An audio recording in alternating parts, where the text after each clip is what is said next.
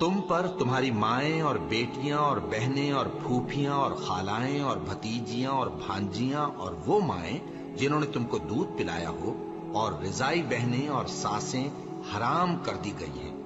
اور جن عورتوں سے تم خلوت کر چکے ہو ان کی لڑکیاں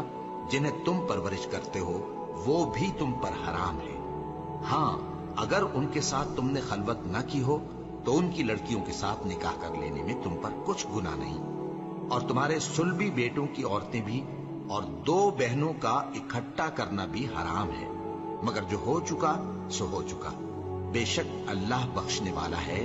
بڑا مہربان ہے۔ اور شوہر والی عورتیں بھی تم پر حرام ہیں مگر وہ جو قید ہو کر باندیوں کے طور پر تمہارے قبضے میں آ جائیں۔ یہ حکم اللہ نے تم کو لکھ دیا ہے، اور ان محرمات کے سوا دوسری عورتیں تم کو حلال ہیں، اس طرح سے کہ مال خرچ کر کے ان سے نکاح کر لو، بشرطے کہ نکاح سے مقصود عفت قائم رکھنا ہو، نہ کہ شہوت پرستی۔ تو جن عورتوں سے تم لطف اندوز ہوئے ان کا مہر جو مقرر کیا ہو ادا کر دو، اور اگر مقرر کرنے کے بعد آپس کی رضامندی سے مہر میں کمی بیشی کر لو تو تم پر کچھ گناہ نہیں، بے شک اللہ سب کچھ جاننے والا ہے، حکمت والا ہے۔